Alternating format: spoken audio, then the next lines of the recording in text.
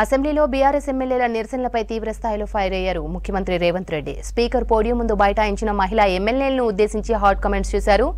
ఆడబిడ్డలను అడ్డం పెట్టుకొని బీఆర్ఎస్ రాజకీయాలు చేస్తోందని మండిపడ్డారు. ఒక అక్క తనను నడి బజార్లో వదిలేసిందని, మరో అక్క కోసం ప్రచారానికి వెళ్తే 2 కేసులు పెట్టారని చెప్పారు.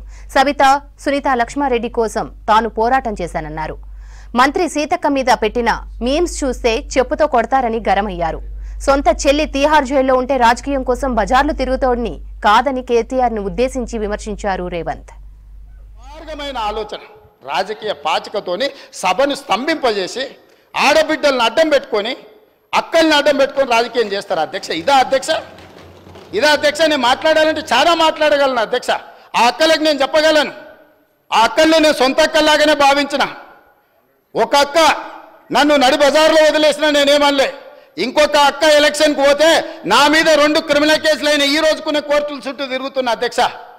మీరు మాత్రం అక్కడికి వెళ్ళి మహిళా కమిషన్ చైర్పర్సన్ తెచ్చుకున్నారు, ఎమ్మెల్యే టికెట్ తెచ్చుకున్నారు, ఎమ్మెల్యేలు అయినారు. నేనేమన్నా అధ్యక్ష నా మీద కేసులు తీయాలని? అరే తమ్ముడు నా ఎలక్షన్కి వచ్చిండు, ఆయన మీద ఎందుకు కోపం, కేసులు తీయండి అని ఎప్పుడని చెప్పిండ్రు అధ్యక్ష? అయినా నేను అక్కల్ని ఏం అడగలేదు కదా అధ్యక్ష, ఏమనలే కదా. అక్కలుగానే భావించిన, సొంత అక్కలేనే నేను భావిస్తున్నా అని చెప్పిన అధ్యక్ష. నా కుటుంబ సభ్యురాలు సీతక్క అని చెప్పిన. ఎంత అవమానకరంగా మాట్లాడిండ్రు అధ్యక్ష సీతక్క పట్ల. ఇవాళ సోషల్ మీడియాలో ఒక వీడియో పెట్టిర్రు అధ్యక్ష. నేను అది చూపిస్తే సభ గౌరవం తగ్గుతుంది కాబట్టి చూపించట్లేదు. ఇవాళ సీతక్క అక్కడ నించుంటే వెనకాల నుంచి ఒక సభ్యుడు వచ్చి ఇంకొక సభ్యుడితో మాట్లాడుతుంటే ఇవాళ టీఆర్ఎస్ నాయకులు సోషల్ మీడియాలో పెట్టిన మీమ్స్ చూస్తే మీరే ఆ వేదిక మీద నుంచి వచ్చి చెప్పు తీసుకొని కొడతారు అధ్యక్ష. వాళ్ళను చేత్తో కూడా కొట్టారు.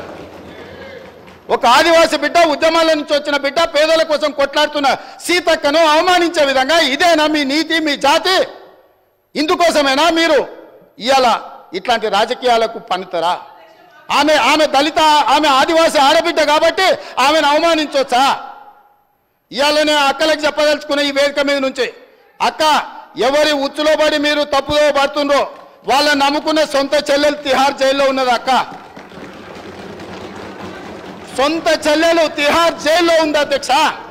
సొంత చెల్లెల్ని తిహార్ జైల్లో పెట్టి ఢిల్లీకి వెళ్ళి మమ్మల్ని లోపలేకు, మా చెల్లెలు కావాలంటే ఇంకో ఏడాది లోపల పెట్టని బేరసారాలు చేసుకున్న నీచులు అధ్యక్ష వాళ్ళు.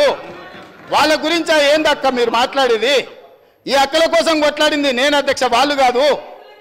కాబట్టి ఆ అక్కల పట్ల నేను మహిళల పట్ల గౌరవంగా ఉండేవాడిని, అక్కల్ని గౌరవించేవాడిని.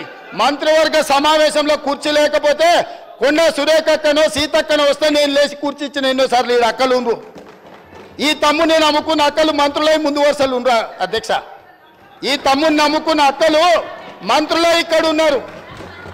ఆ దిక్కుమాల తమ్ముని నమ్ముకున్న అక్కల పరిస్థితి ఏముందో మీకు తెలుసు కదా అధ్యక్ష. సొంత చెల్లెలు జైల్లో ఉంది అధ్యక్ష. ఆ చెల్లె గురించి మాట్లాడారు.